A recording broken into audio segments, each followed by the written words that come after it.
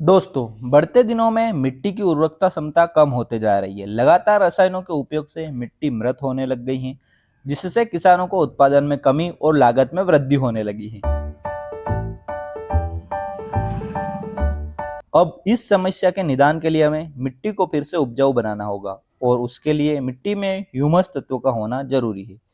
Humus से तात्पर्य है कि मिट्टी में जो भी वेस्ट पड़ा रहता है, जैसे पेड़ पौधे की पत्तियां, पशु पक्षी का मल, फसल वेस्ट इत्यादि, सभी अपशिष्ट मिट्टी में मिलकर सूक्ष्म जीवों फफूंद द्वारा जैव अपघटन होकर ह्यूमस बनता है और वही उपजाऊ मिट्टी होती है।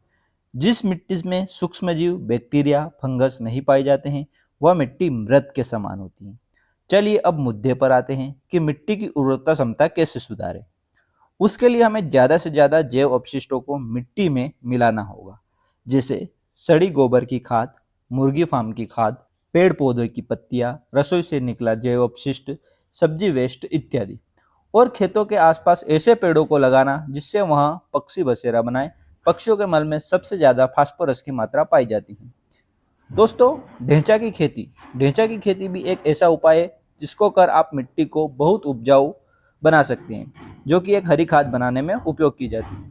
ढेंचा की फसल से हरी खाद कैसे बनाएं, ढेंचा से और क्या लाभ कमाया जा सकता है, आइए इस पर बात करते हैं।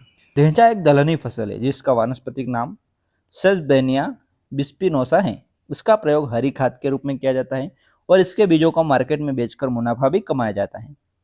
ढेंचा का पौधा 10 से 15 फीट ऊंचाई वाला होता है। ढेंचा दलहनी फसल होने की वजह से धरती से नाइट्रोजन की मात्रा बढ़ाता है, जिससे हमें यूरिया का प्रयोग नहीं करना पड़ता।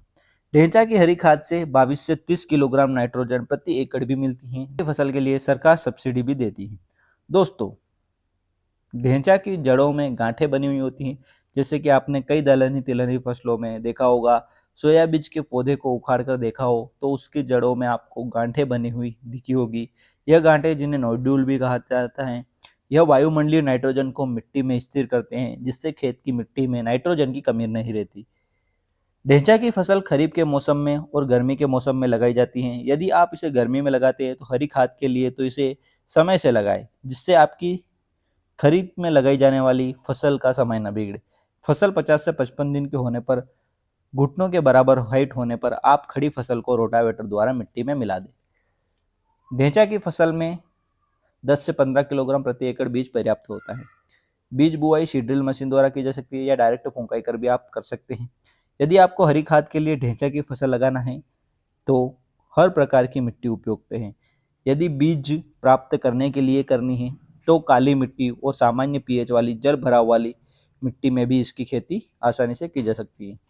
ढेंचा की फसल से अन्य पोषक तत्व जैसे फास्फोरस, मैग्नीशियम, आयरन, पोटास आदि भी मिलते हैं। तो दोस्तों, इस प्रकार से मिट्टी की उर्वरकता क्षमता आप बढ़ा सकते हैं और ढेंचा की खेती कर आप हरी खाद भी मिट्टी में मिलाकर बहुत अधिक उपजाऊ मिट्टी बना सकते हैं। हरियाणा में किसान चावल बोने की जगह पे ढेंचा की खेती लगाते हैं और उसे मिट्टी में मिलाते हैं। उसके बाद वहाँ पर चावल की बुआई की जाती है ताकि उन्हें चावल का उत्पादन काफ़ी अच्छा मिले। यहाँ तक कि दोस्तों, हरियाणा सरकार ढेंचा की फसल के लिए अनुदान भी देती है, वहाँ पर वो बीजों में सब्सिडी भी देती हैं। तो आप हरियाणा राज्य से हैं तो आप वहाँ पे सब्सिडी ले सकते हैं।